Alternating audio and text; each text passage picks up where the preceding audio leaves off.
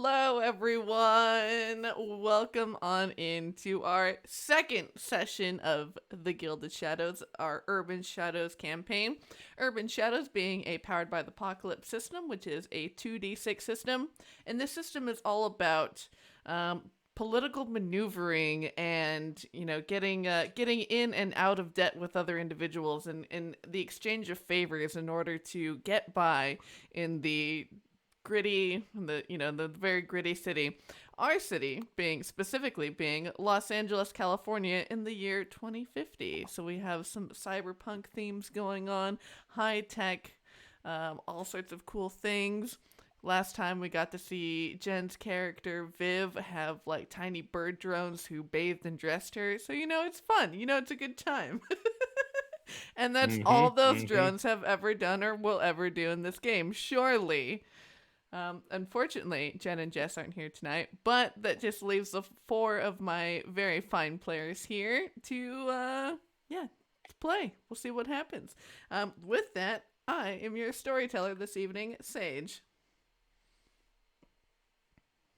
Yes, I am Becca, and I play Zev. Hi, everybody. I'm JB. Most of you know me as Drop the Die, and I am playing Hector, your immortal. And then Jen, and then Jess, and then it would be Noir. I was like, the rhythm is off. Hi, I'm Noir, and I play Uriel, the very put upon angel. Hello, I am Paul, and I will be playing Eli, your scholar, man. Man, yeah. Well, before we dive into the action, since we had left off on a bit of a cliffhanger, tell me what happened last time, friends. Ooh, okay. Yeah, so first and foremost, we all spent some time getting convinced to go to a club because I believe it was Izzy that had a vision about the club being attacked, and Izzy wanted to make sure that didn't happen, and so called for some favors.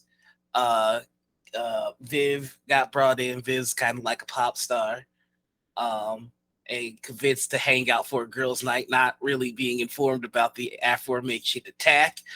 Um, then Izzy called Hector to get in contact with Uriel because Izzy refuses to call Uriel because he has a Nokia brick phone. Um, Paul, I was not Paul. I'm sorry, Eli. Also got called. Eli is a real chill stoner, and I love everything about that. And Zev was also called to come on down.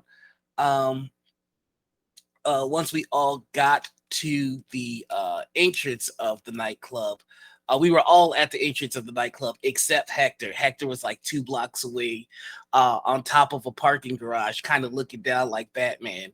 And while we were all kind of squabbling to figure out how are we going to resolve this problem, like what's going on, and Vin is just like, what do you mean what's going on? It's a girls' night. Hector did a very sensible thing and just called the police. The police came, and they are running a sweep of the hotel, but for some reason I can't remember why we asked them not to do a sweep of like one section of the nightclub. And then after much meandering, we finally actually walked into that section. I also want to mention that Zev went inside and made sweet drinks for everybody. That was True. dope. Very dope bartender skills. Eli had a fatty blunt, but put it away the second stop. Just kind of chilling two blocks away with his butler, just kind of watching this. Very glad that he's not being involved because I'm pretty sure from 2 blocks away you could hear the commotion. And then we all went inside to look at the one section that we told the cops not to look at, and then we found like a bunch of bodies and what could potentially be a bomb. And to cap the irony, Hector told the cops that there was a bomb scare. And then there was a bomb. I'm sorry, I just jumped in and did the recap. I didn't How dare you apologize? You did great. but that's essentially the rundown. Well, we don't Did it know miss- what it is, if it's a bomb. We don't know what it is yet. It's something Who the spooky. heck knows? It's All I something- know, all I know is the cops came and tried to be a big old bummer. I was just making drinks. You were making some dope ass drinks too. I forgot if we could cuss on this channel, and I'm just going for it. Yeah. Cuss, Okay. smoke, drink, you're good. Yeah, Eli is just chilling in the alleyway because everybody else went in, and he's kind of like, I don't know if I wanted to be here in the first place. Like, I was told I was gonna have to defend this, and that's not my bag. So he's like hanging At out least in you the didn't bring alleyway, that just bag. being that skater kid loitering, basically, like with his his board, just kind of like, oh, I'm just here waiting for my friends to get out. Hopefully they're coming out this side door soon. And indeed, so that is where we are picking up. Now, normally, normally we would do session intro moves, but because, we want, we loitered outside for a while. we'll use the ones that we went with last time, and we'll do some again next time. But yes, as we were picking up, both Izzy and Zev had burst into the back room where they had seen 6 catatonic vampires who were all seated around this jade-looking bowl which contained this strange sort of effervescent liquid inside. Ooh, it's got bubbles. It's carbonated. Eli is standing outside, just sort of nervously waiting for his friends. Uriel, where are you positioned in this? Are you bursting through the back room with the rest of them? So Uriel was attempting to help Izzy, who Izzy got a little frustrated that we were trying to thwart this vision, and it became more trouble than it's worth. So I think after giving a little bit of comforting words, Uriel would probably head towards the back to join the others with our catatonic vampire friends. Nice, and Viv will follow with you. With birds chirping in her hair, fluttering with, and you see, all of you hear from the outside, the stomping of boots as this, half dozen police are, scoping out at the scene. Eli, you see them round a corner, and you see the 2 dogs are, sniffing all along the sides as they, are doing this perimeter survey. Hector, 2 blocks away, roughly, at your vantage point, you see coming down the block as you catch them under the light of a street lamp. You see about a dozen large-looking men dressed in like dark jeans and leather jackets, and you can see that they have like beanies or hats or things that are concealing their faces, and they are heading right towards the building where your friends are all inside. Okay. Does it seem like one person is leading this mob, or does it just seem like an actual leaderless, just group of pissed off individuals? You see that, one guy up front is, clearly in charge. Okay. I'm going to use a faction move called put a face to a name, which you can use vice versa. So I'm going to try and put a name to the face of whoever's leading this group. See if I know any juicy details about them. Very cool. This is mortality, I imagine? Yes. I rolled boxcars, so let's see. Yeah. Mortality. Why do you Just all roll boxcars? I swear to God, like I normally roll so trash in Urban Shadows, but yeah.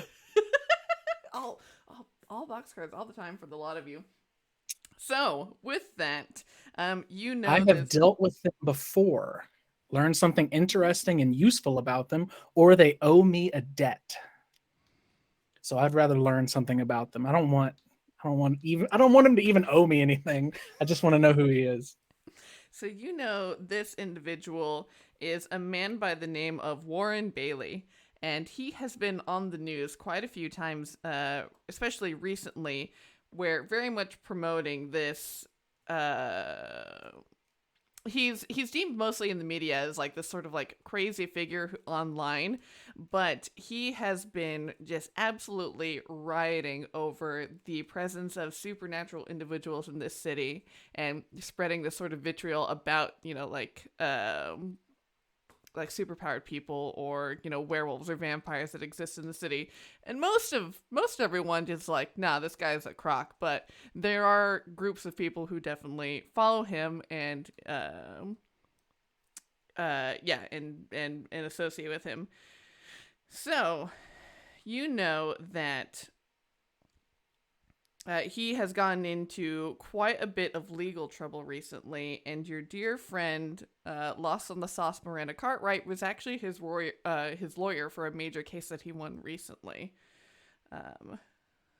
So through association with her, you have dealt with him. Oh, you daft bastard.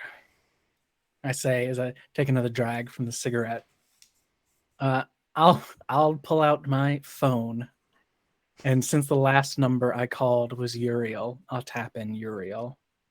And I'll kind of offhandedly comment to myself, but my driver overhears as I say, it will be interesting to see how this shakes out, won't it? Won't it?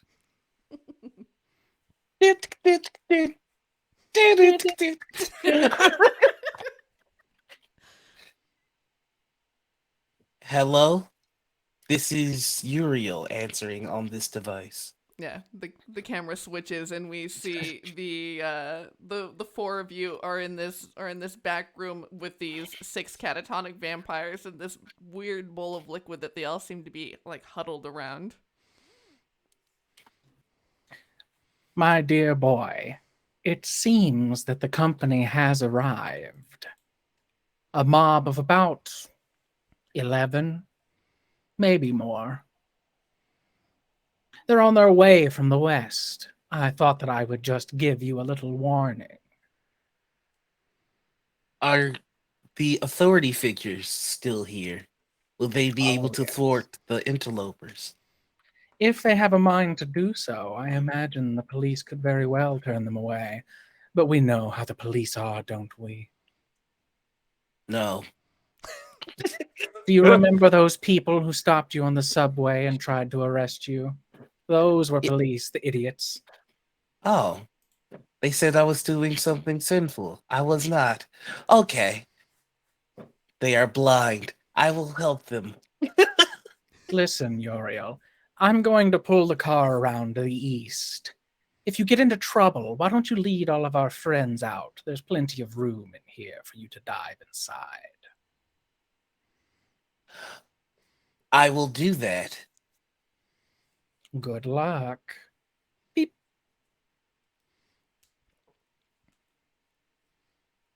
Oh, it's over.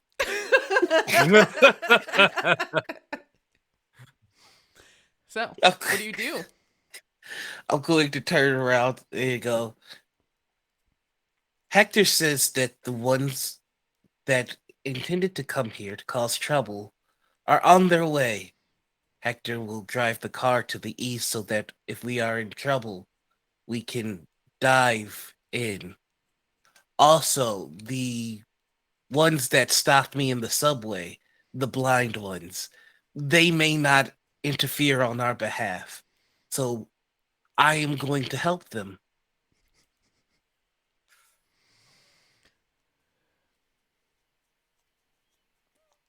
Okay. He just walks in the direction Hector told him that the bad guys are coming. Nice. Very cool.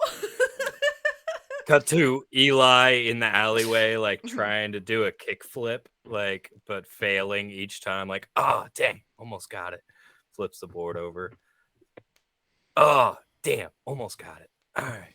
Yeah, Cut the, back. the police with the dogs walk by you. The dogs, sniff your bag and sniff around you, and they pay you no mind. They just give you just kind of stare daggers at you, but keep on their circle of the perimeter. Mhm. And Uriel, you head outside, and it is not long before you before you hear the sound of about a dozen sets of footprints marching towards this club, and you see them wind immediately, turn the sharp corner up this alleyway, and they say, well, looks like we've got our first guest of the night. Police officers, these are the sinners. The police officers round the corner from the other end, and so you see this sort of standoff at the end of these narrow hallways with you at the center of it, Uriel. And yeah, these guys who've just rolled up, they're all holding like bats and crowbars. You think one of them is holding a gun, or you saw a flash of one in their belt.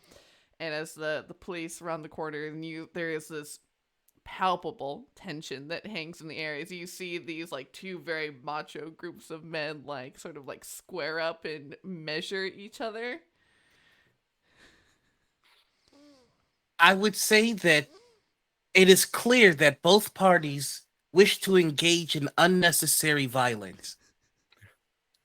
I too have the natural inclination to do violence, though mine stems from the direct orders from the Lord. I find there is no directive given by God here to do any sort of violence, so perhaps we may all put down our weapons and worship together. I'm sorry, it's the worship together that tipped me. Oh my god. Oh, bless you, Uriel. You're too good for this world. And you see all of them turn their head at you slowly with this "who the fuck" look on their face. And why don't you go ahead and persuade an NPC for me? Okay, here we go. I hope I bombed this roll, to be quite honest. He is the angel of wrath, and he's trying very much not to be right now. That is a 3. Be not afraid, for I am Uriel. I am the vengeful arm of the Lord. Oh my goodness.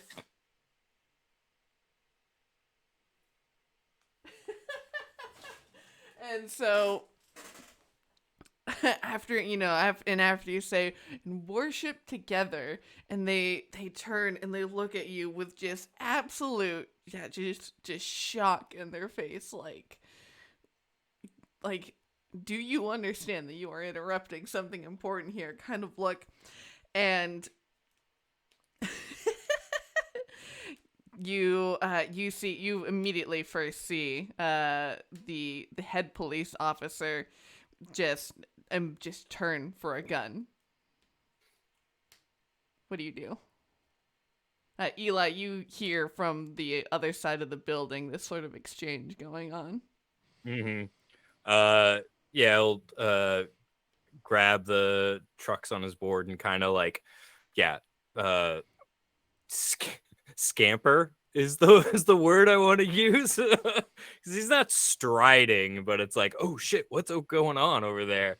Mm-hmm. And peeks his head out around the corner, takes in this whole scene, and is just kind of like, oh, and then is gonna run back down the alley and start like banging on the side door with his board.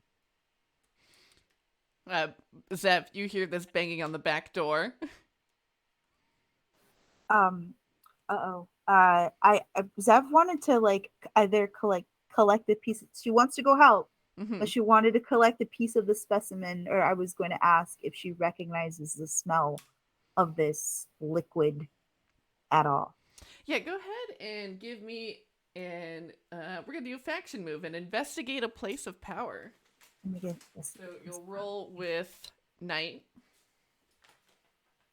Okay, so both, yeah? Yes. Okay, cool. Just want to make sure.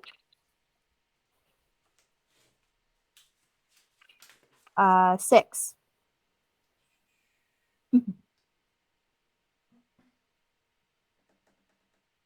You get to mark Knight as your faction. It's part of your yes. leveling up.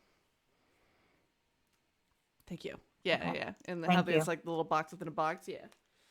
Thank you. So go ahead, mark off Night. Oh boy. So as you're looking at this, you have no idea what the liquid is. It looks pretty normal. It looks kind of like soda, but you recognize absolutely the container that it is in. You recognize this as the relic that passes between the Fey courts of Los Angeles when there's the changing of the seasons. And so, clearly someone got away with this. Is there anything around I can keep it in and then take it with me? Because I want to go help my friends.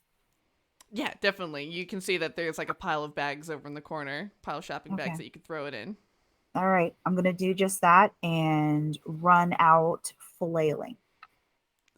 Yeah, just, grabbing whoever I can with me, because clearly the catatonic or vampires are not going anywhere. Taking some Millet liquid in case I can pawn it off, and zipping into the alleyway, and yeah. Yeah, so Eli pounding on the door, you throw it into the bag and throw open the door and head out into the alleyway.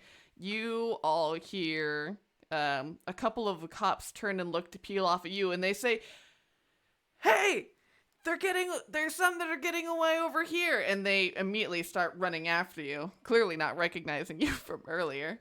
Uriel, you're sort of in the middle of this alleyway looking at both of these parties, and you see that this one officer turns with a gun and fires immediately a round off, and you see that the other group of thugs who had come up immediately start just scattering and dispersing around the corner.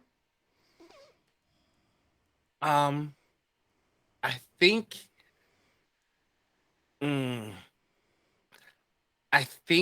I am going to unleash on the officer that fired. Nice. Oh,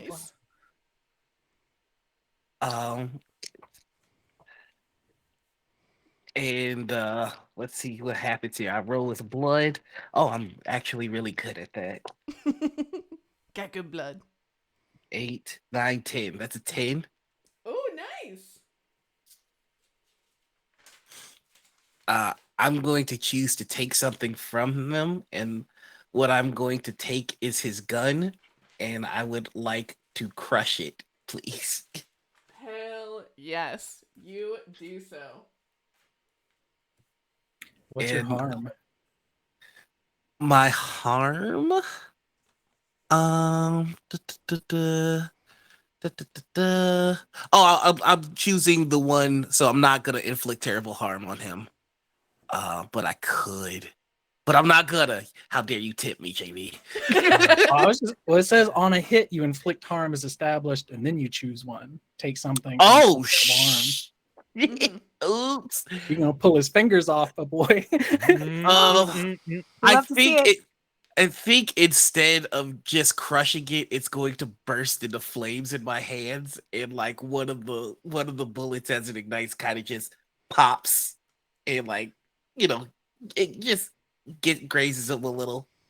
Nice. And with fiery eyes and my wings out, I'm going to say, when operating under the name of peace, restraint and de-escalation should be your instinct, not wrath.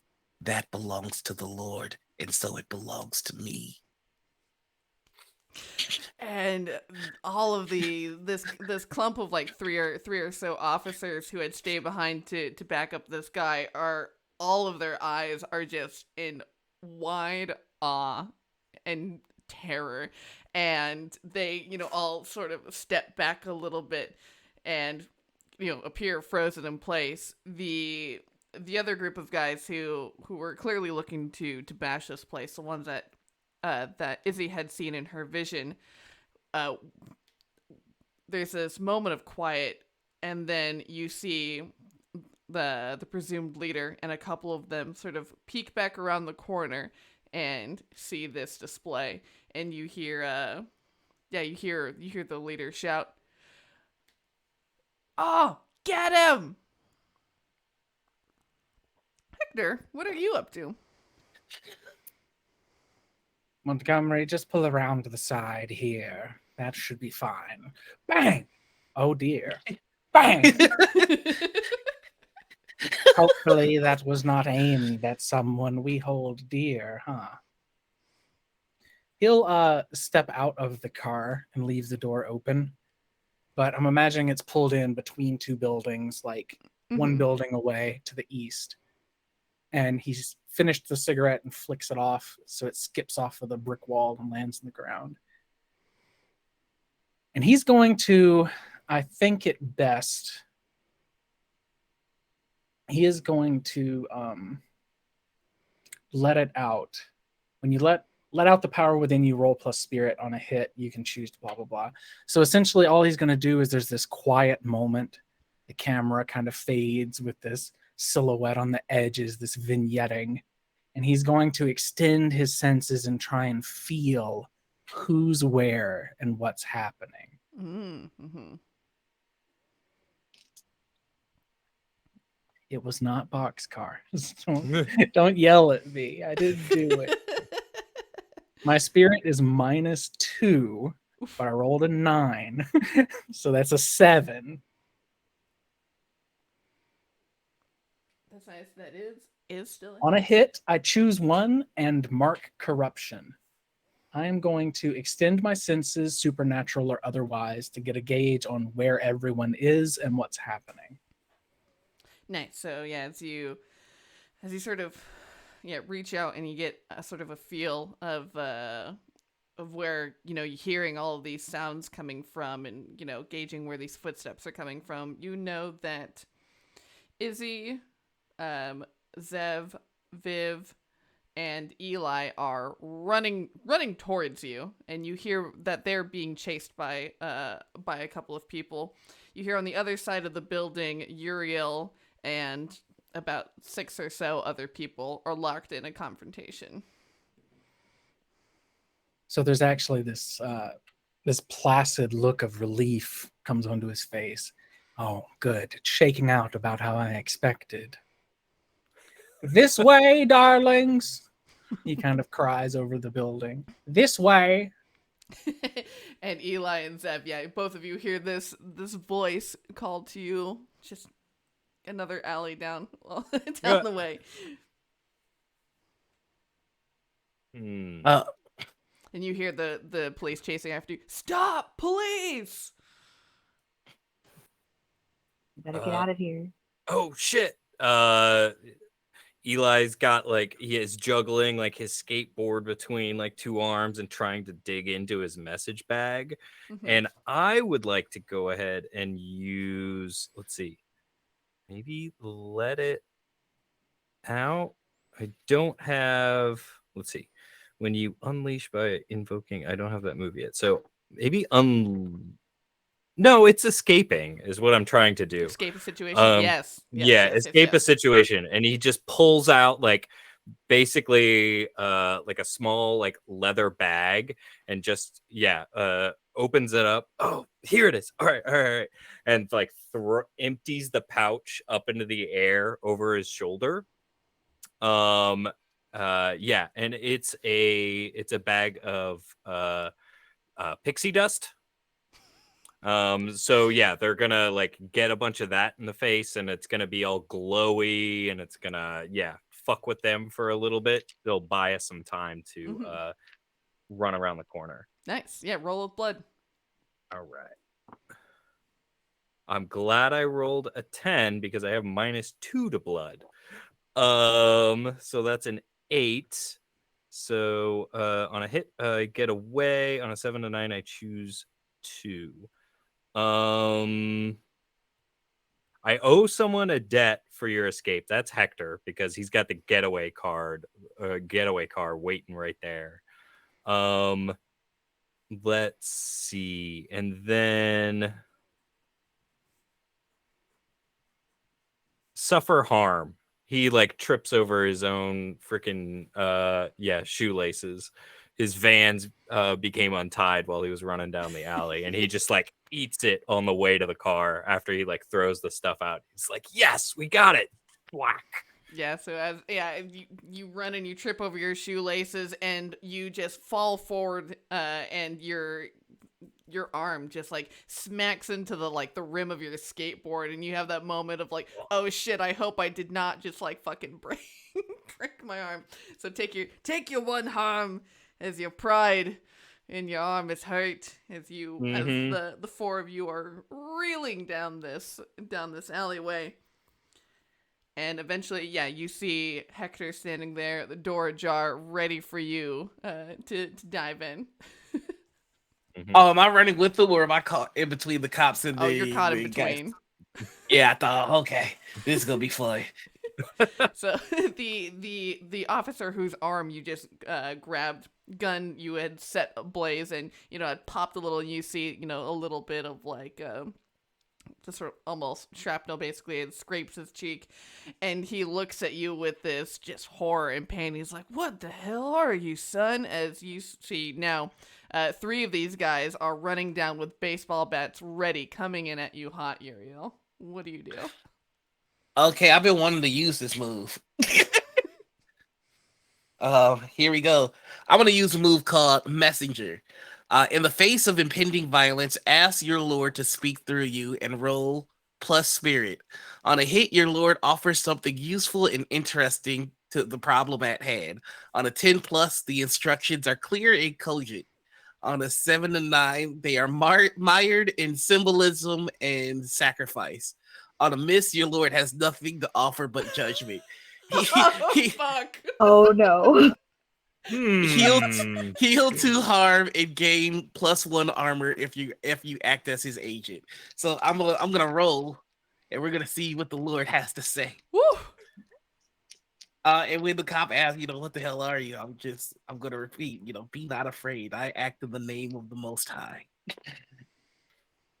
Okay, that is a 11 plus spirit, which is 12. Fuck yes. He's just gonna hold out his hand, expecting the Lord to give him something. Oh man. So what was it that you get on a 10 plus? On a 10 plus, ask your Lord to speak through you. Roll spirit. On a hit, your Lord offers something useful and interesting to the problem at hand. On a 10 plus, the instructions are clear and cogent. So whatever he's gonna get, he's gonna know what to do with it. Interesting. Okay. So yeah, as you extend out your hands and you declare, "Be not afraid," and in the grasp of your hand, suddenly you feel this rod that just glows this burning white hot light, and that that if you it could with the imbuement of your power of your force, that it would just shoot out light to blind everyone. I'm just gonna take it and tap it on the ground Moses style to make this light flash. Yeah, and it does, and you see like this ripple just explodes forth from it, and it just unleashes this aura of cool and calm and serenity, as just the darkness in this alleyway is just incinerated for a mere moment, and it becomes so quiet that you could hear the scrabbling of rats' claws, through the garbage, and there's this stillness that sets over everything. And then, sorry, go ahead. Oh no, go ahead. And everyone is just almost like a statue in this moment. Like, and finally, there's this collective release of a breath. Know that the eyes of creation are on you. You've been warned that wrath belongs in the hands of the Lord. What you choose to do next will be written in eternity. I pray that you choose well, lest my attention be spent on you again. And I'm just gonna walk to the car. As you turn and you hear Hit the mic clattering of drop. baseball Fuck yeah. bats on the ground, you hear like the dropping of arms, and they're all just standing there, just dumbfounded. And I'm just gonna knock on Hector's window and just go, hello. He's still outside and waiting for you. When you walk up, he fishes a cigarette out of his pocket and lights it. I have concluded the violence. Please do get in the car at your earliest convenience. He gestures. Just gets in the car. Oh, it takes a few times because he's like, "Oh, right, the wings," and then he dismisses the wings, and then he gets it. The camera doesn't show your wings hit the car. We just see the wings and hear it, and then the wings go away. Well, I guess it was a good thing I was here, wasn't it? He flicks the brand new $15 cigarette off into the street and climbs into the car. Montgomery, go. Yes, sir. Hello, Montgomery. Hello, Uriel. It's a little cramped with, 8 people in here or something? There's so many. They didn't design this contraption for winged creatures. Here he is, feathers keep getting in Zeb's nose. And what the hell happened, if I may ask, dear friends? Yeah, what went on in there? Well, I found this fun liquid, and she holds it up. I don't know what it does yet, but it was in the scene. It was in the crime scene with all those vampies that were taking a little nap. You grabbed the bowl, right? Too? Yeah. The dish? Yeah. Eli, like, his eyes go to the little, canister of liquid that you got, and then immediately snap to what you pulled it out of and go, no. I don't care about that. No. Give me that. Let me see. Hang on a minute. I want to see if I can sell it off. I want to investigate, see what this thing is. No, Come on, I it know looks what shiny. that is. I've got business with that thing. Oh, really? How much? How much was the business? What are we How talking? much was the business? Oh, it's not really like that kind of business. Like, it's just like transporting like business. But the people that want that and the people that were supposed to have that, I don't think they were the people that were there. Who had that? Where did you get that? Why was that in the club?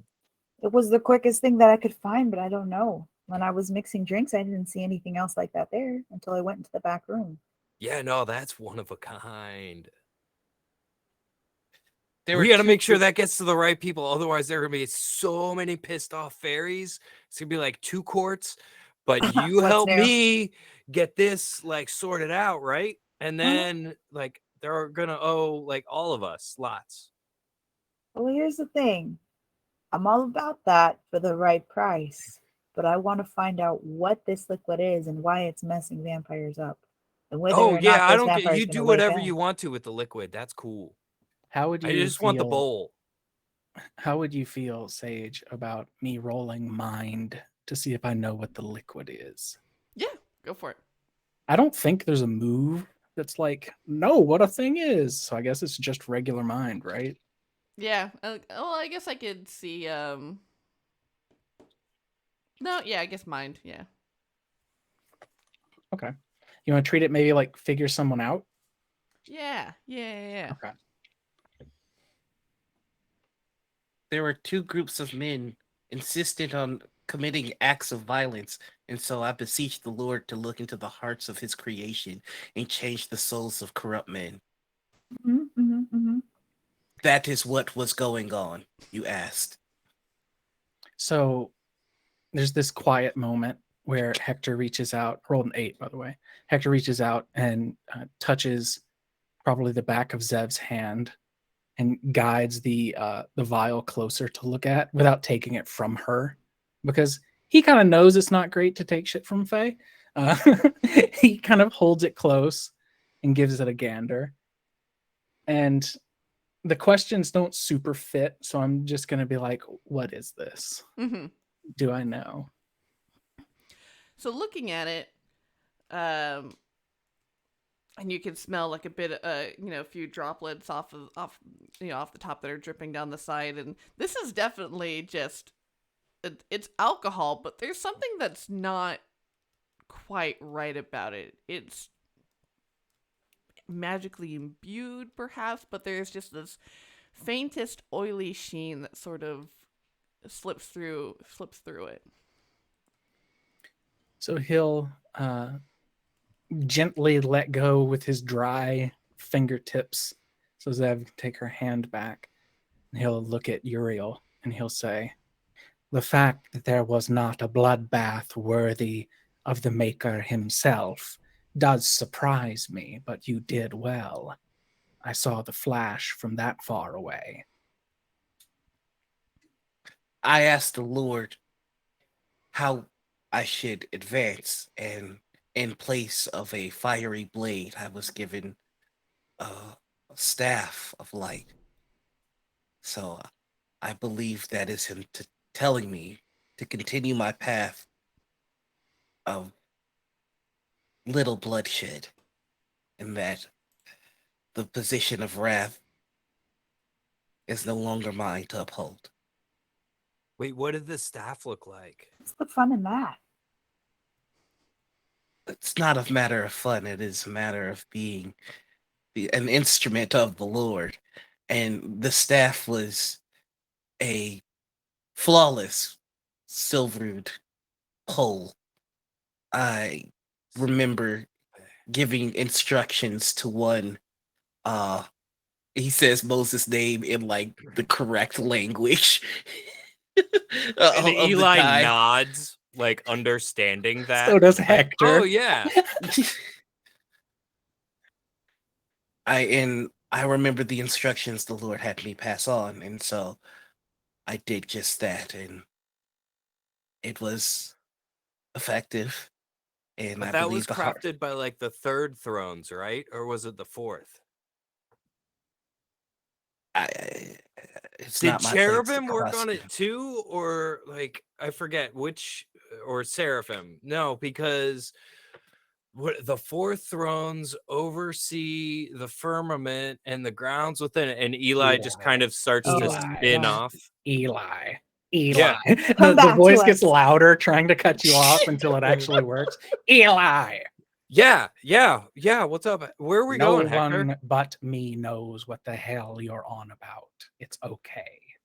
Well, I mean, Uriel should know, but anyway, yeah. Who wanted the bowl?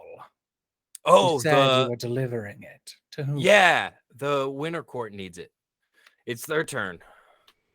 Autumnal Court's over, so they got to pass it. On the left-hand side, maybe? I don't know. You would know that. Anyway. Eli would know that the court that presides over winter is called the Court of Sands. Yeah, so it's the Court of Sands' turn to have it. And there's arrangements to deliver it to them.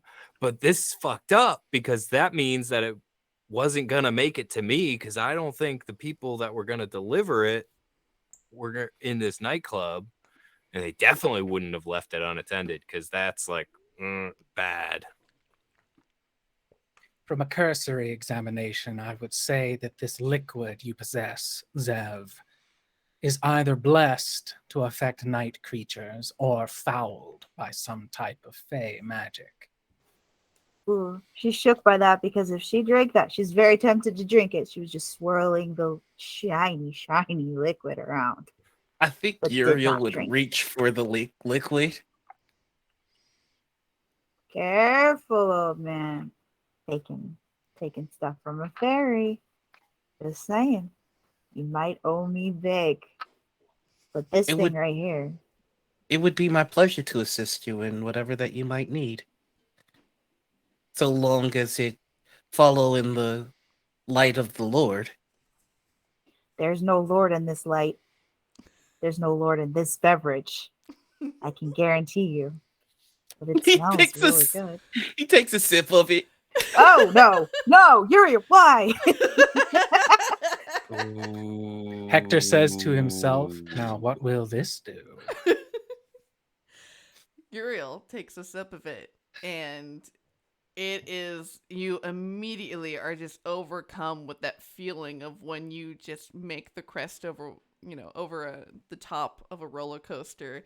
That moment where your stomach just sort of lurches up to your chest as you are just overcome by this falling feeling, and then just this prismatic splash of colors just flashes across your vision as everything seems to lose its hard line and edge and begins to blur into each other.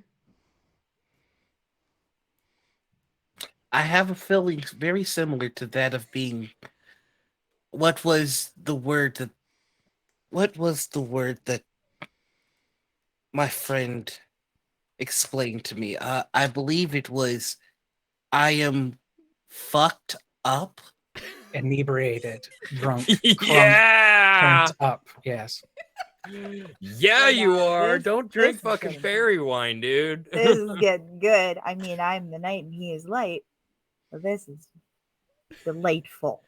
That was good. That's a good line.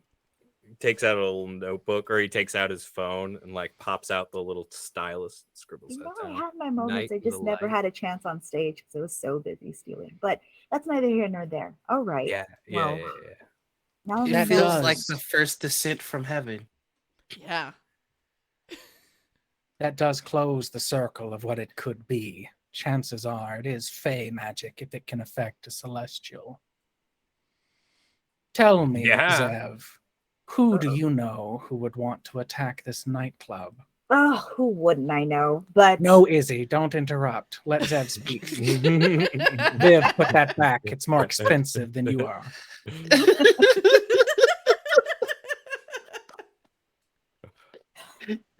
well, I kind of have a running list in terms of who would make this particular type of magic.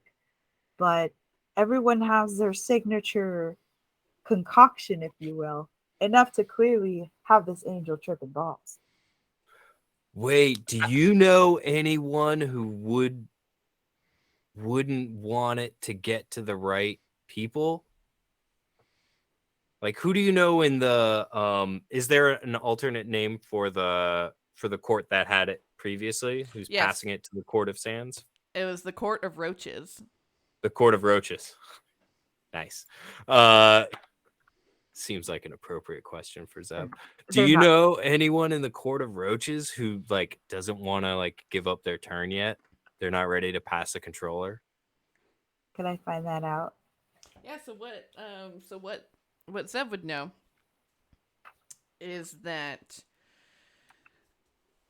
the out of everyone, like the Court of Roaches have the highest and strictest sense of like hierarchy and obeying to like rules and order, whereas like the Court of Sands is much more like free flowing and like flowy and all about, oh, it's about all of us, like we're each grains of sand and we all make up the bigger picture. And but still they this is a ceremony that has been happening for hundreds of years and has stayed mostly intact. And so from the whispers that you've heard or any rumors that you would know, like, everything seemed perfectly like it was, going according to schedule. So you think that maybe perhaps there is an more interested party who wanted to snatch it up.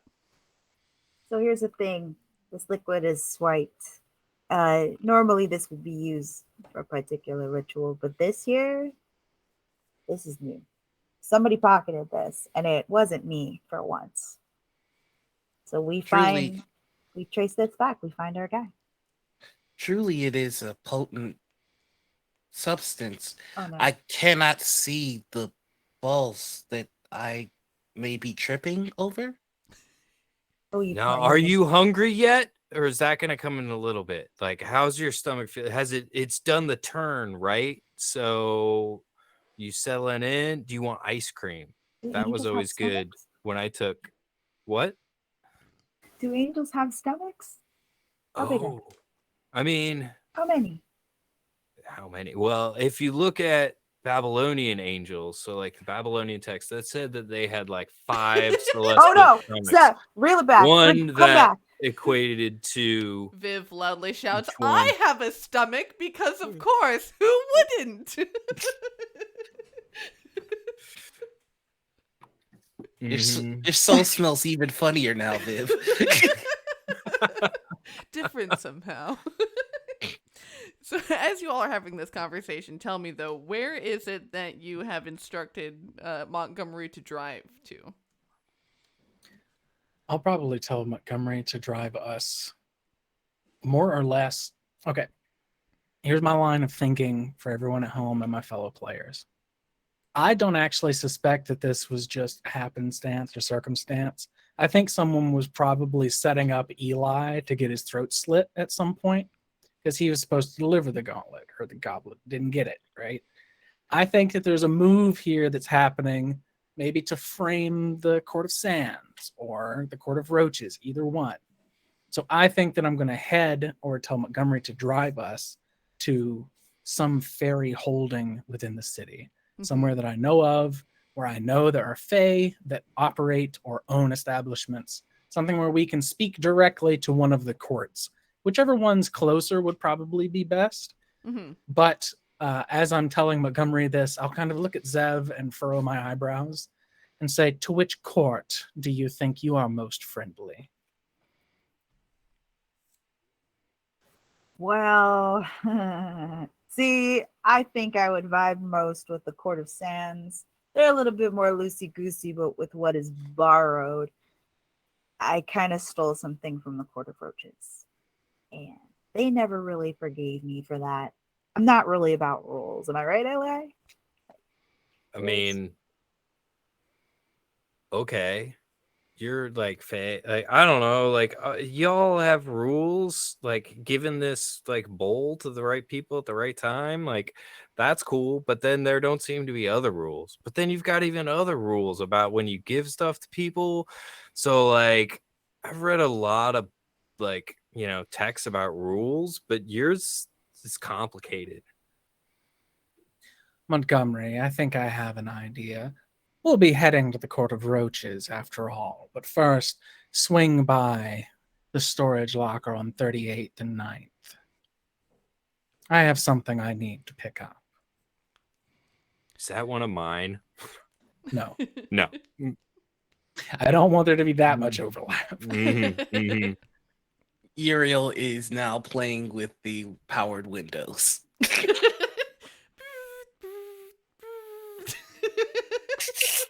I'll put your hand out. Do this with it.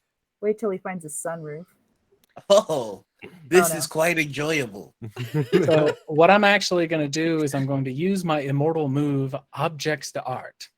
You have acquired a number of objects, relics, and artifacts over your many lifetimes. You have enough space to house blah, blah, blah, blah, blah. Once per session, I can obtain an item from my collection that will serve as a perfect gift to an NPC of my choice. Tell the MC where I got it originally, and I can bring an arcane item home to replace whatever I use from my stores. Mm-hmm.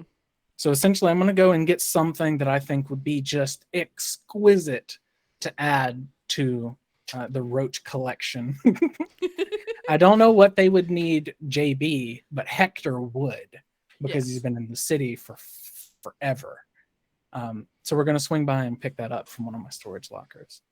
Nice. If- Very cool. What do we think it is? I'll tell you where I get it if you help me figure out what it is. Fellow players, what do you think? You can feel the air, right? It feels like flying, but only on my hand. Right, because you actually fly. It's like tiny flying for you, huh? So I what think it would would be a piece of jewelry. what would Zev think is like the perfect gift? The perfect gift would be something very expensive, very exclusive, something from France, maybe. And I was just about to say, Zev is starting to lose interest in the bowl, so just shoves it into Eli's lap because she has Yoink. she has a shiny liquid. And while not taking his hand out of the opposite window that Uriel has got his arm out one window, and Eli's sitting on the other end of the seat doing the same thing, and just like slides it into his messenger bag, like way more like subtly than you might think. And so, I mean, sorry, go ahead. I'm willing to go. I was gonna say I'm willing to go macabre on my gift idea.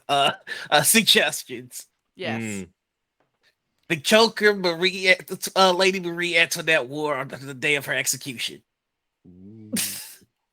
I like it. I like it a lot. I was going to say Joan of Arc's fingers, so we're in the same ballpark. Hey! Yeah, same ballpark. Same mindset. Perfect. So sure, Marie Antoinette's choker. And I actually got this in a duel with a count in France in 1770. He had gotten it from grape robbing at some point, but I actually won it in a duel where he ran me through the heart, but I did not die, and everyone was so drunk they did not notice, but I killed him in the duel. I love that. That is amazing. Zav's prized possession. Sorry, go ahead. Zav's prized possession would have been Charles Lindbergh's Rattler, the little son that was kidnapped. A rattler. So there's probably this moment where the rolls pulls up, and if we wanted to have Izzy and Viv depart to do something else, make a great spot. But he walks in, and there's actually someone who opens the door when he gets there. This unsuspecting locker opens up, but inside it's really nice, and there's paintings and shit on the walls, things stored in these hermetic containers, these glass containers that are all like temperature controlled and all that kind of stuff, including this huge one full of books. But he goes in and opens one of them. What? Do you let us in with you? Absolutely not. That's fair. Yeah. But he goes in and the camera follows him, and the camera shows everyone this. He goes up to one of these boxes and opens it and takes the choker and holds it in the light as it gleams just a little bit. It's dull because they don't polish these sorts of things. They just leave them alone. But he puts it in a satin bag and gingerly ties it up and leaves without saying a word. And when he gets back into the car, he has it nestled gently on his lap. And he says, I think perhaps, Zev, we may be able to get rid of any hostilities they had towards you and earn ourselves some answers in the process. You can pay me back later. He smiles. She smiles back Riley and just agrees with a nod. That's how we're going to win him over. Sounds like a debt to me.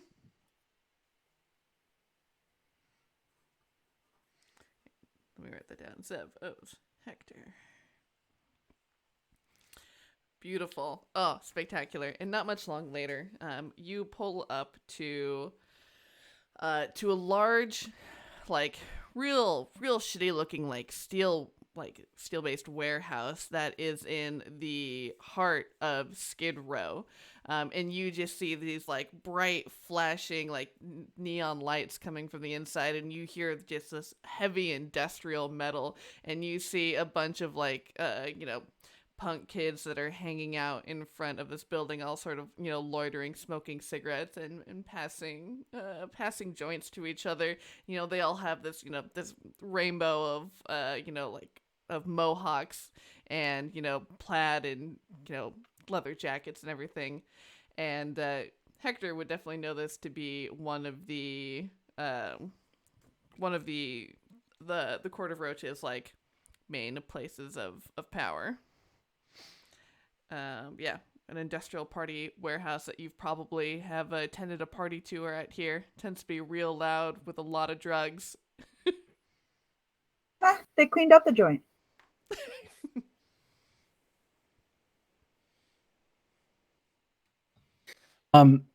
Is there, Zev, is there any kind of ritual or anything like that when Fey arrive to speak to one another on grievous matters?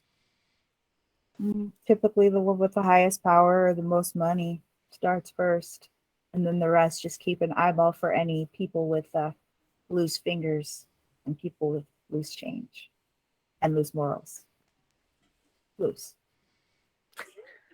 So I think there would be this this moment where Hector turns to Uriel and says, "My dear boy, these are the Fey Folk. Have you spent much time with them since your arrival in our desolate little plain?" Of all of the Lord's creation, they are the most complex. I was never one to deliver wrath onto their number personally, but I have heard stories of raisings gone wrong in their realm. I will be vigilant. They are enigmatic at best. I would only say and surmise that I personally request you not take anything from anyone under any circumstances while we are here. I am in want of nothing. I have this cellular device and the clothes that have been provided for me. Uriel, it's if they offer it too. Unfortunately, Oh, well, if they offer it, that would be most welcome of them. they have a guile in which they Oh. may force something upon you.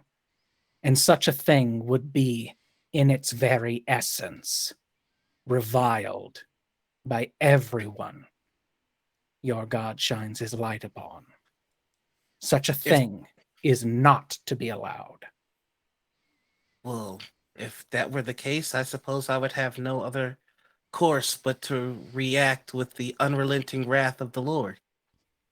You could just say no. It's you don't like have to go all that. Just no thanks is usually good. No Every thanks. gift. Yeah. Yeah. And just practice that and say just no thanks and No thanks. be cash about it. Every gift. Eventually you get tired of trying to offer you stuff. Trust me. No Every thanks. gift. I'm cash. Yes. Every Yeah. gift is not a blessing. It is a debt. Yeah. Remember that. Every Hector, gift is a debt. Hector to himself says, "I would welcome wrath over having an angel on strings." As he's fishing some stuff out of the back of the rolls, and he finally gets the satin bag, and he says, "Come now, why don't we see if we can make heads or tails of what the hell is going on? I'll follow your lead," he says to Eli and Zev, and he stands shoulder to shoulder with Uriel. No thanks. Montgomery, keep the car I'm running. cash. Just forget the second part. Just no thanks whenever anybody offers you anything. And that's you're good. Yeah. Yeah. So we just walk in, right? Is there a cover tonight or something? You got that, Hector? Whatever. Sweet. As you all roll up, Montgomery there still with the car running. Yeah, you see that basically these large double doors are just wide open and ready for you to walk inside. Inside you can see that there is a huge stage where you see this band performing, and this ring of a mosh pit right next to it, and then 50 or so other people just loitering around talking over drinks. As you all walk up, a couple of people will offer you a cigarette. No thanks. Oh, hey, Justin. No thanks. nod broke in up your with direction. Yeah. Good. Eli's like a wink. No thanks, I'm cash, says Hector as he walks by. There's a move that I could potentially use here, and I think that it would suit us very well. When we approach whoever's running the joint, I have a move called Chameleon. When you perform an important ritual of another faction in their presence, roll with heart. On a hit, they have to treat me as though I were Fey, basically. They would have to treat me and Zev on equal terms, like, so we could have a lot of extra bargaining power. So if there was some kind of like welcoming ritual, or like how you would meet royalty or something, all of us would be completely clueless and we'd fuck it up. But if Hector rolled up, he would know, right? Absolutely. And so and as you look off to the left side of this room, you can see that there is like this basically throne that is built out of smashed beer cans that this like middle-aged woman is just sort of strewn across, wearing this PVC dress. And her gaze slowly shifts towards you all entering, and she looks immediately intrigued. What Hector would know is that you always walk directly to them to give a signal of their symbol of power, and walking gift first, basically. So yeah, there'd be a good moment where like Zev does that instinctually almost. And I bet Eli would too, because you said you've had a lot of dealings with Faye. Mm-hmm. And yeah, he's had transactions, yeah, and there's this little moment. I don't want to say it's an intimate moment because intimacy is a mechanic, but like Hector will put his hand on Uriel's back and very gently and like brotherly try and guide Uriel to not cause any offense, and hold this gift out front with the other hand and say, I think we found our quarry, my boy.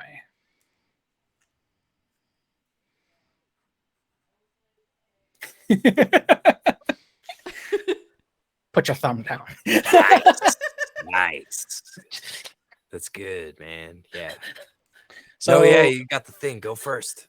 To use this, I will roll a heart. An 11. So I get to hold 3, and I can spend my hold 1 for 1 to roll the faction moves without using the faction. I can use heart instead. So it gives me a little bit of a bonus.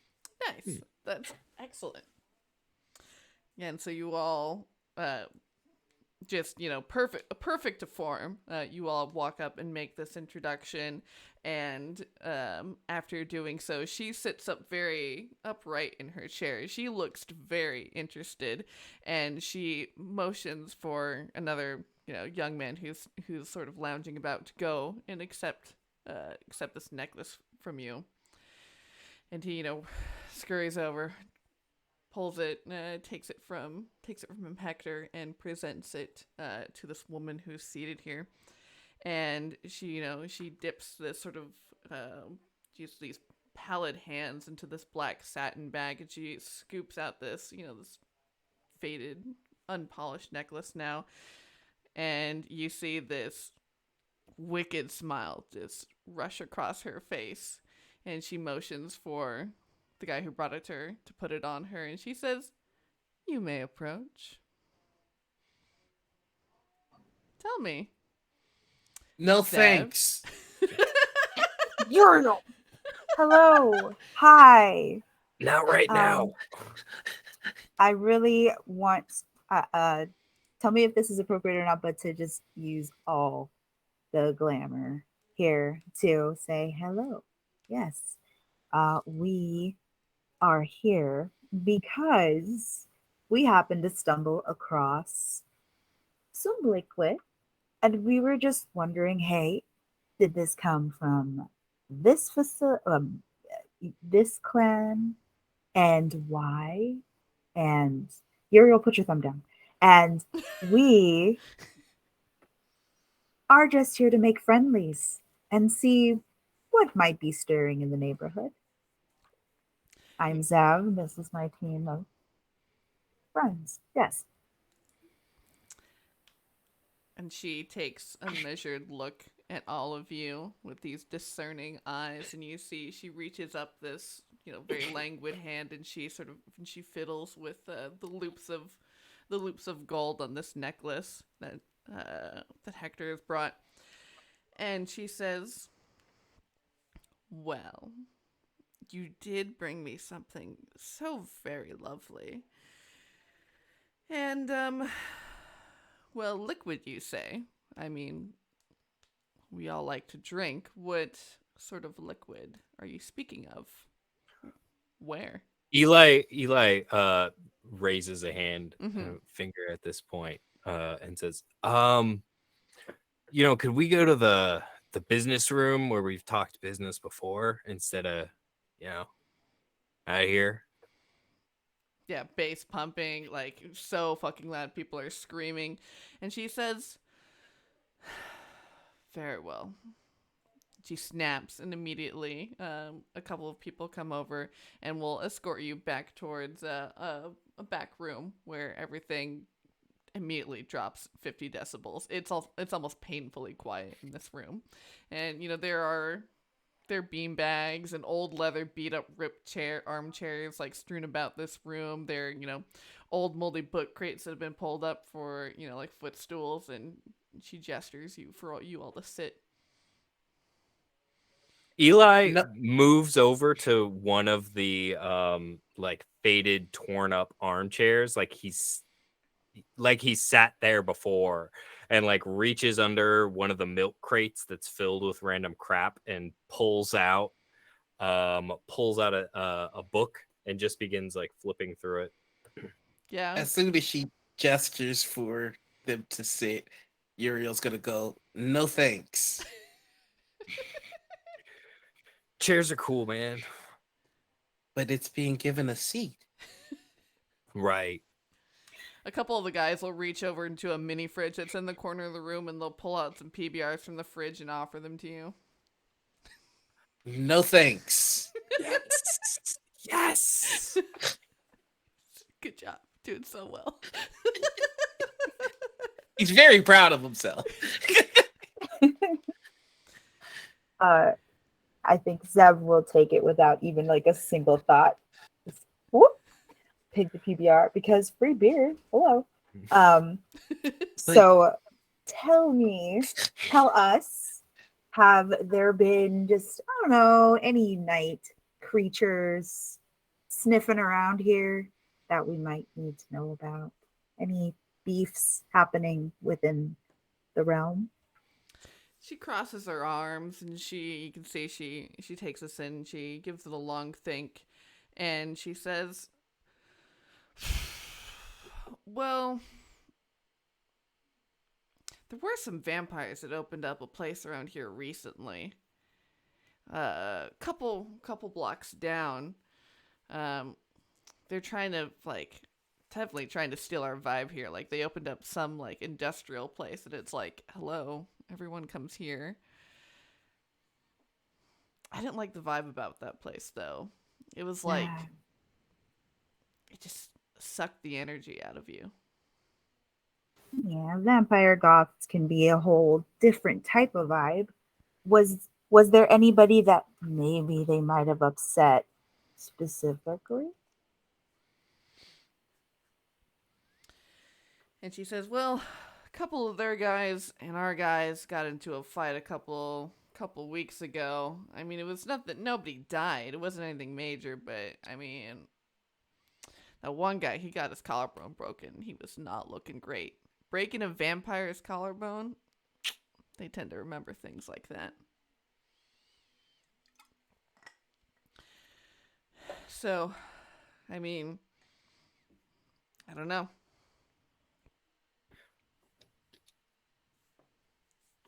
Are you telling us the truth? I would like to use a move, please. Nice. I would like to use the move Halo. Basically, I get to use spirit for persuade an NPC. So he's like, I guess he's asking, please tell us the truth. Mhm. And so I would like to try and persuade her to be a little bit more forthcoming because I feel like there might be some things that she's not saying. Mm. Yeet. Okay, well, all right. I know you don't be upset at me, but that is full on my Yeah. Amazing. So that's a total of 13. Woo! Hot. Wow. Please tell me the truth. And she looks at Just you. the halos like burning bright. She kind of looks at you. She's like, "That's sweet. Is this your new pet, Zev? I like it. That's, this is cool. I'm an angel of the Lord. That's nice."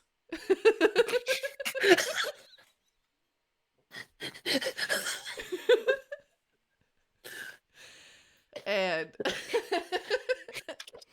she says, "Well, we've been thinking that maybe something is going on over there because it's not just vampires that hang out in that bar. It's all types, werewolves. I've seen some wizards, and apparently they have this drink that's going around that apparently they can get anyone drunk. And not just like drunk, but like fucked up in Mars, like outer space kind of drunk for people who would ordinarily I not. was fucked up. Yes, you were. Eli? Yes, dear. Yeah. So, can I make maybe put a name to a face to figure out where exactly her hierarchy is within the Court of Roaches? Because I know that someone was supposed to hand this thing off to me like tomorrow night, and then like 2 nights from then I was supposed to deliver it to these other people. Yeah. And there was supposed to be a whole thing. So it's like, who is she in that structure of Sure. like, would she Yeah. know who was supposed to be giving it to me? Does she know me? Like, etc. Oh, that is not great. I do not, I got a miss.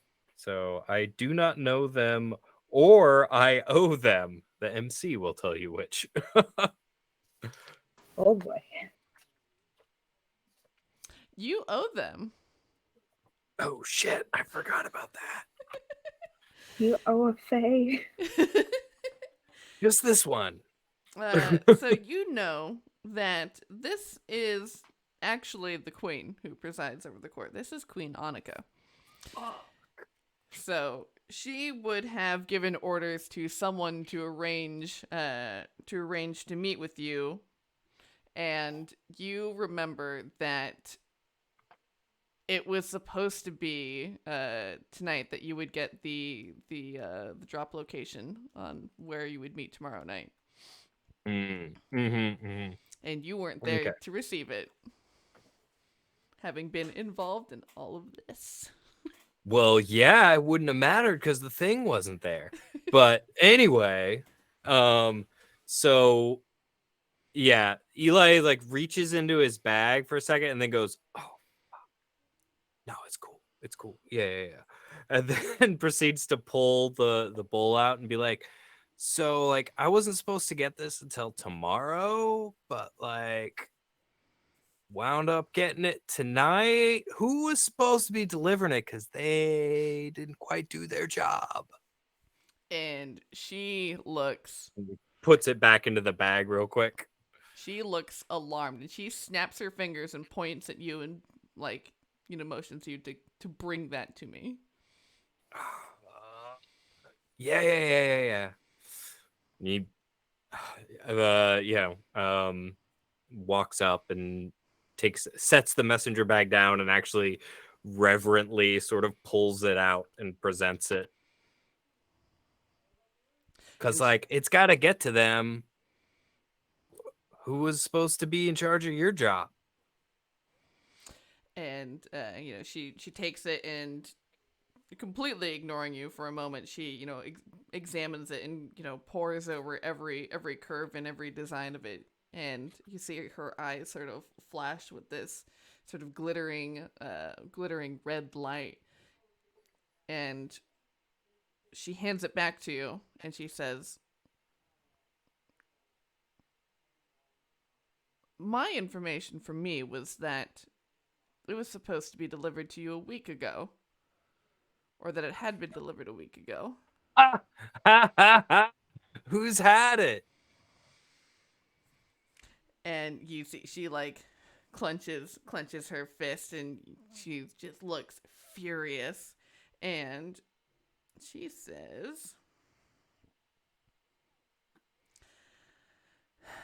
well, it seems that Juniper hasn't been forthright with me, as she grits her teeth in a smile. Was Juniper my contact? Yes. Yeah. Yeah, nah, Juniper's fucking around. That's a bummer, Queen. Like, yeah, that sucks, Annika. So you want me to like hold? Oh, wait. Yeah, so we got to figure out what Juniper's fucking up to. And I'll make sure it gets over to King Bartledop. That's Amazing. a terrible name. Oh. Yeah.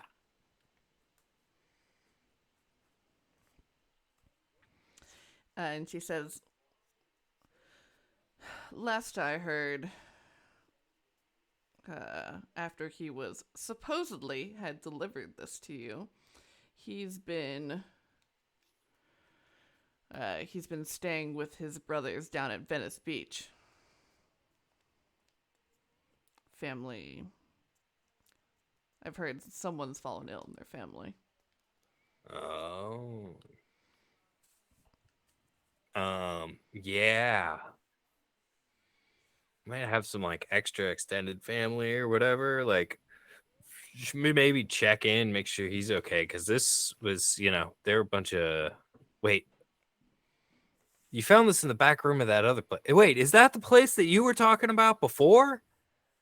As Eli starts to connect dots, like practical, like, yeah, applicable dots of like the club and like, oh, that's where we got this. Yeah, Is it? Well, you think that maybe one group of people owns multiple venues? Okay.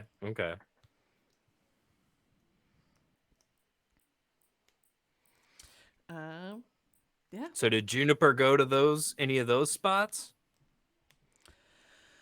I don't watch over his every free time, but perhaps. He's my least favorite that we have around here, to be honest. Well, yeah, definitely now. Oh, it sucks. It sucks to be Juniper. But we got it. So like, well, if you find him, we're clear, and you bring him to me, I would be in your debt. Yeah. Interesting. I think he's hanging with some fingers. Fingers. I think Hector is going to interject here and say, perhaps it would be a good use of your time and efforts to send a gift of goodwill to the vampires nearby.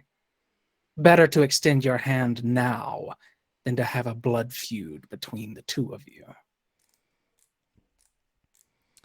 She nods her head, and she taps a slender finger on the edge of her chin as she ponders this, and she says, that's not a bad idea.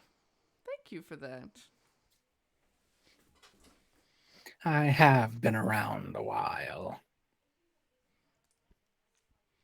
We will look for this Juniper, he says with derision. and see what their part in this game has been. Can I try and figure someone out? I want to figure her out. Yeah, go for it. I don't like the way that she was like, that's a good idea. I just don't feel right of the old angel gullet about that. 6, 7, 8, 9. And what am I rolling with? Figure someone out is mind. And I am powerful stupid. So that's an 8. So on an I'm 8, going to get in the way. Hold on. Oh, how could you? I'm sorry, it'd be lend a hand, but that would only give you a +1, so it's fine. Never mind. When you lend a hand or get in the way after a PC has rolled, roll with their faction on a hit. You can give them a +1 or -2 to their roll, so you can get in the way.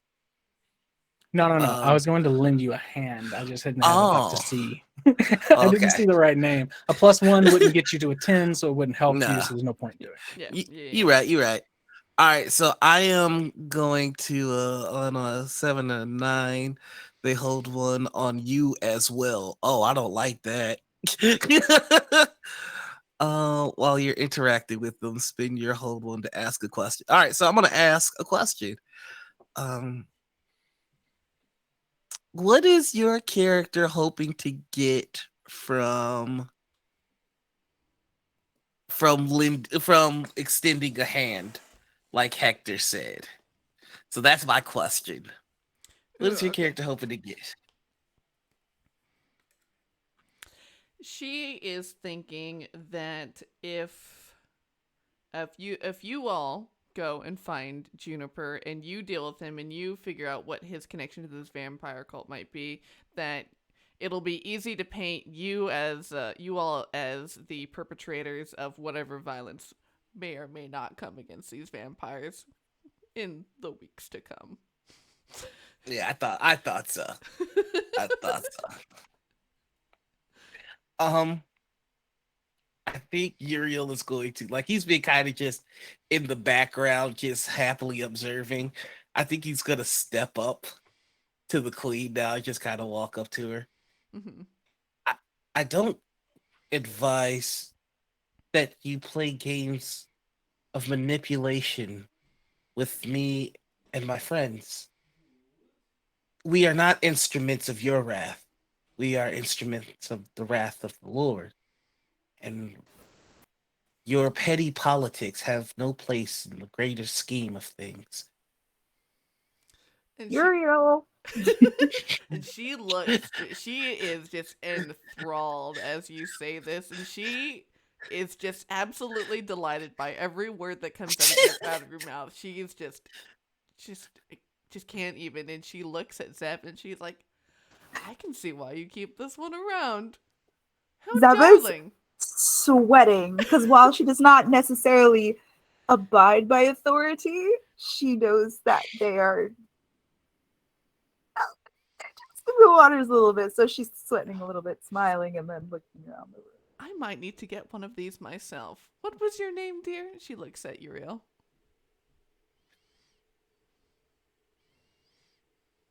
Is it accepting a gift if I offer my name? No. Oh. But be mindful. There's power in a name. What may I call you? I'm Cash. Like, juggling, Who's by balancing Cash? this. Oh no, gonna learn his name. He's an angel. So like the balance of power isn't quite normal here. She says, "Oh, it's nice to meet you, Cash."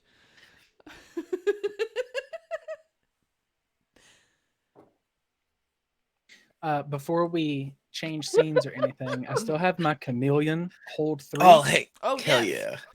And I'm going to use one to put a name or put a face to a name with Juniper to see if I know Juniper, if they owe me a debt or anything. Cool. I get to roll my heart, which is +2 for an 11.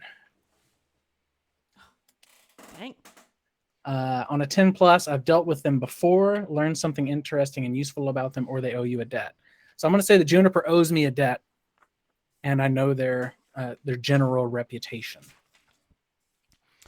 So you know that they are just like someone who always is like getting into get rich quick schemes and always looking to like be on the next project and to do the next thing, but they have this just reputation of like big creative ideas with absolutely no follow through. And so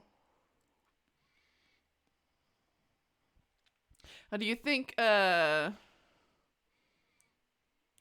he might have persuaded Hector to loan money from you, or?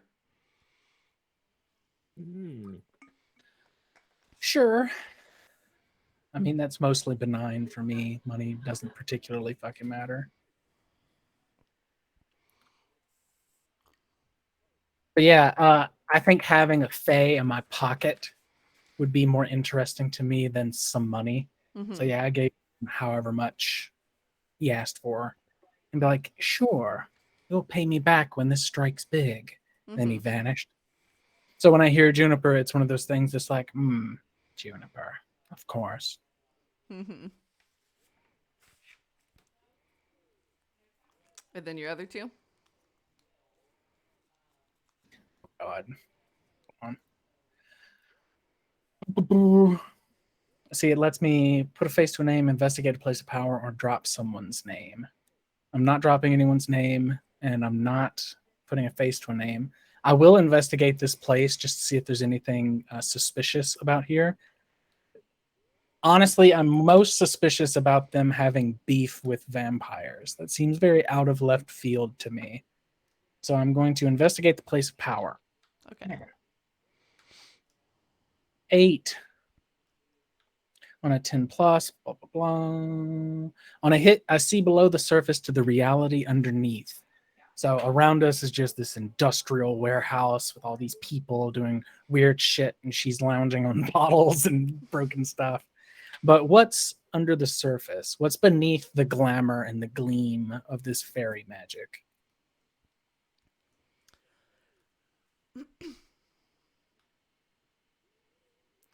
So beneath it, you see that there is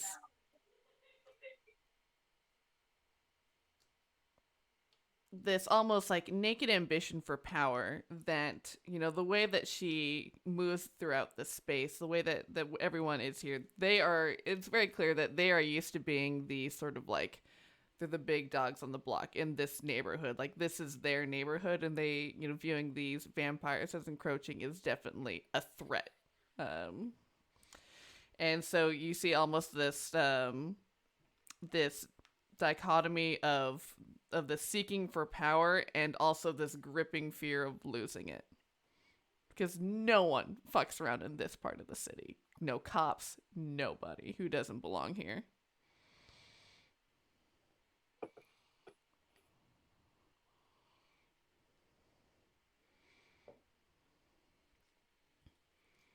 That's it for me. I'm not going to use the last hold. All right. Very cool. Anything else that you would like, that any of y'all would like to do in here or ask of her? I wanted to kind of something similar, but if there's anything within the room that is related to the vial that I have or the bowl that I have, that would kind of give us a clue where Juniper might be, or if there's anything else there. And so she'll kind of, wave you off, and she'll say, well, anyway, I'll leave you all to ask around. People, there are a couple of people around here who actually, she kind of like rolls her eyes and snarls like Juniper. But, feel free to enjoy the rest of the evening, and she'll head out of here. And yeah, go ahead and investigate a place of power. As we all. I think the last thing Uriel will say to her as she walks away is, Sodom took me an afternoon. This would take me minutes. That's it. She gives very demure little wave and just kind of winks at I think you. we're flirting. Oh, she likes his power. Got it. Delightful. Okay. And I roll for investigate a Yes. place of power. Correct. Okay. Roll with wild. Get me.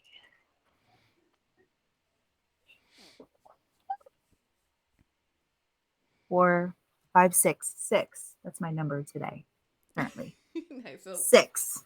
looking around, you don't see anything, immediately concerning Juniper. Nothing with their name on it. No, nothing lying around. But the thing that you do notice about the room that maybe distracts you a little bit is that there are definitely cameras that are I was just gonna lend a hand, see if I could add the Okay. +1 now. Woo! Now that it would matter, because I have good wild. My wild's decent, and I can actually. No, I can't. Never mind. 8. So yeah, add +1. Nice. So it gives you a So- 7. Nice. A 7's a hit. Hot dog. I expose myself to danger, entanglement, or cost with a 7 Ooh. to 9. So when we're walking around scoping stuff out, Hector is 0 chill, like knocking shit over. he really does not care about these fucking Fey.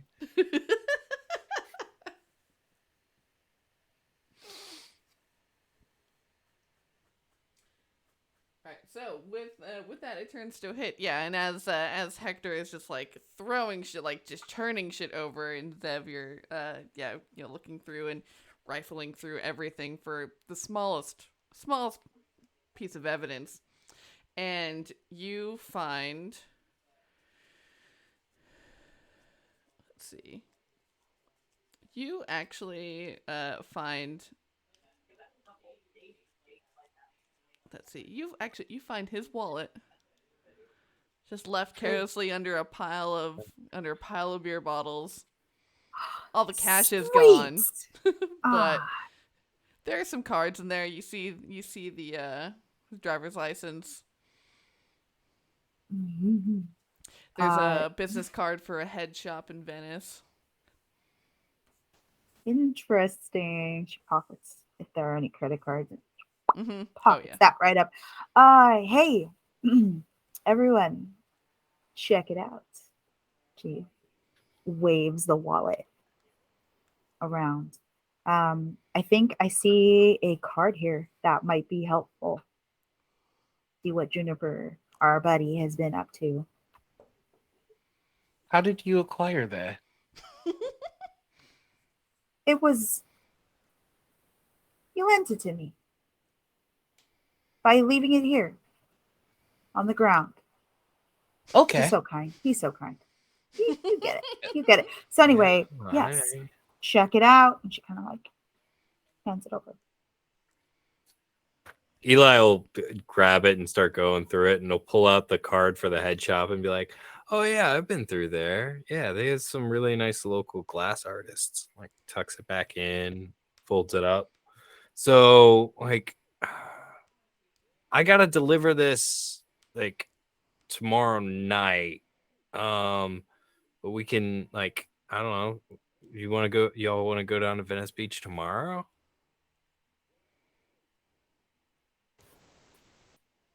Like what time? Like what time did we? What time is it now? Is it like late or It's like 10 p.m. it's like 10 p.m.? Yeah, Eli's like, all right, this has been a super stressful evening. I should like head back and chill out. Concerned about Izzy's initial vision, right? Mhm. That something bad would happen at sundown.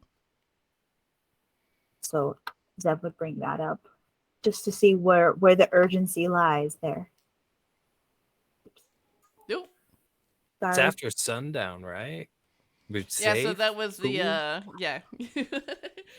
You all definitely all dealt with that. Uriel dealt with that.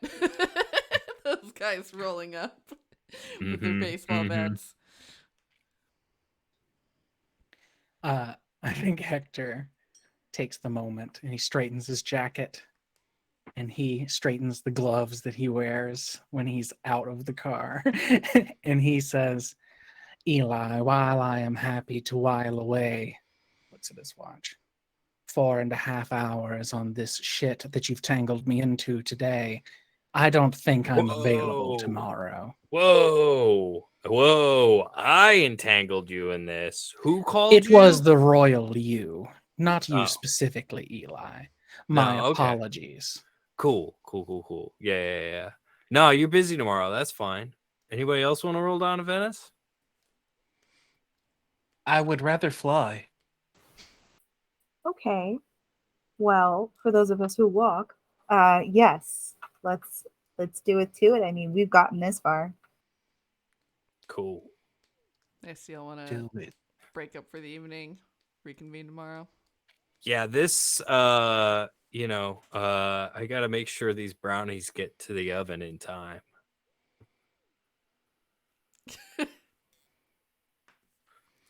Nice, and that I think is where we will call it for this evening. Yay, we did it. We did it! No, We thank learned you. things! We played I'm a game! Cash. No, thank you. I'm Cat. New t-shirt. There's a bunch of Fey haggling, like, no, I get cash. No. I know, Someone I say know his cash? name first. Whenever your GM or your MC tries to end the campaign or end the game, just no, thank you. I'm Cash. Oh, Then that's what somebody we else all say stands at up the and says, end of every "I'm Cash." episode. It's what we Oh, found God. of what we say all in Okay. unison together at the end of every episode. No, thank you. Remember, no, 3, thank 2, 1, you, go. I'm Cash. Thank you. All right, but before we get to that point, let's do our session end moves.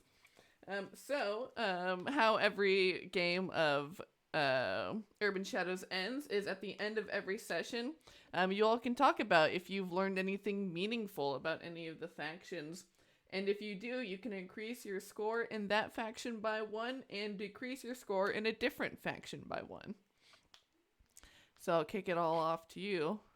Did you all learn anything interesting? Yeah.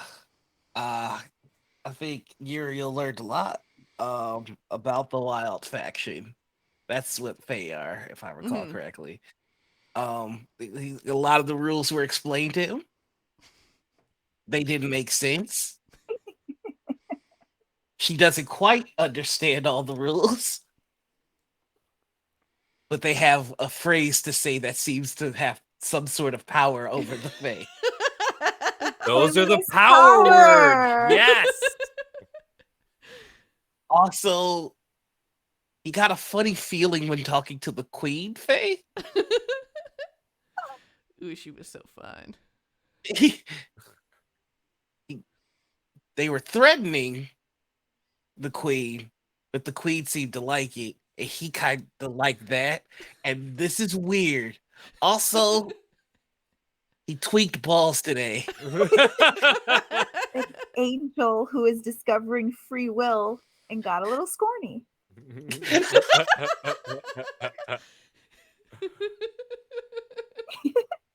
Sorry to my ace friends. 40?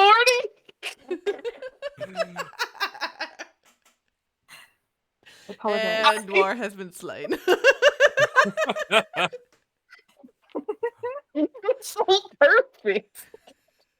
How is this my first time hearing that? So yeah, I think Uriel learned a lot. And I would up his wild. What are you decreasing? I think I'm gonna give myself a -1 to mortality.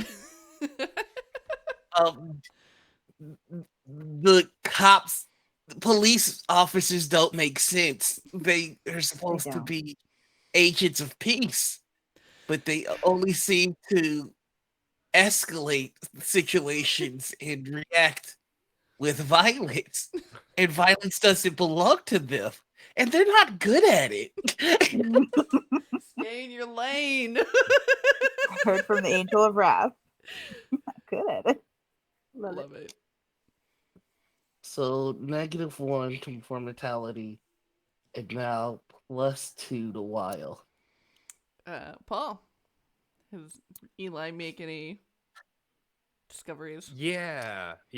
So Eli learned a little bit more about vampires, I think, in this one. Like, it's their sort of ambition in taking like other in taking Fey like magic objects, like that's a whole new thing. He didn't even think that worked like that vampires could use like Fey artifacts and vice versa. Like, thought the significance wouldn't carry over. So I think he learned something about night. He did not talk to a single mortal person like this the entire last bit of things, and so I think his mortality drops a little bit, because it's like, okay, maybe I need to start like paying more attention to some of these other like players that I need to get a little bit outside of my arcane circle comfort zone. Mm. Mm-hmm. And Zev? I think that in this one, given how much I think residual respect she had for the queen, that power like dropped. Like she learned that there's still like power dynamics that she kind of unintentionally abides by. And discovering, I don't know what this would fall under. I think it would be night, but discovering the vial full of this like juice that can just knock out folks. Mm-hmm. I don't know if that's under night. Yeah, but, yeah. For the okay. vampires, yeah, it could be for night. She has a -1 in night just because of Fey, but that would put it at 0. Mm-hmm. So regained in night, lost some power. And Hector? No. This is all basically normal everyday shit, I think. He didn't particularly rush into anything that was unexpected from his point of view and from like my point of view on how things would interact. Mm-hmm. So I think he's good. Nice. Well, this has been a super great time, everyone. Hopefully when we are back in 2 weeks, we should have our full cast of characters. And yeah, I have been your storyteller this evening, Sage. I am Rabecca playing Zev. You can catch me on these mean streets of Twitter at Latina Scribbles. I'm also creating and officially announcing Latinos in Tech Hackathon for Seattle, August 20th. Follow me for more deets and tales. Hi, everybody. I'm JB. Most of you know me as Drop the Die on Twitter, Facebook, Instagram, and everywhere else. Currently, this is my primary game, but I'm also gaming every Saturday with Roll for Chaos here. It's RF Chaos on Twitch and Roll for Chaos on Twitter. We're playing Masks, another Powered by the Apocalypse game.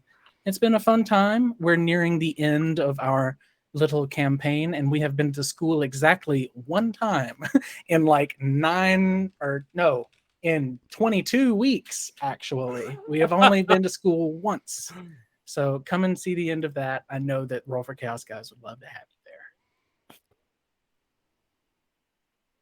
you there. Yep, I did the thing again where I was waiting for somebody else to go. Hey, everybody. I'm Noir. I play your scorny angel Uriel. No. I'm keeping that. I'm keeping that right here. You can find me all over the internet as the Noir Enigma. That's Twitter, Twitch, YouTube, TikTok, and Instagram. I got a bunch of stuff going on. Check my Twitter. Something I'm excited to announce. I think this is the first place I'm announcing it. Is we're doing Morning Ritual Live over at Gen Con, and we're starting to announce special guests. So the first special guest we're announcing for Morning Ritual Live is Katie Asaurus. So if you want to see us nerd out with Katie, come hang out with us at Gen Con. And Gen Con just announced, of course, that masks are required as our proof of vaccination.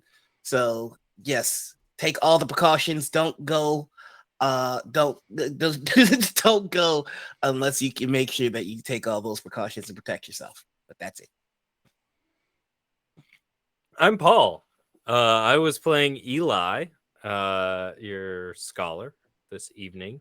I can be found on Twitter at Paul_Harpring. I am a member of the Poison of Prophecy podcast, which can be found on Twitter at the Crowdex.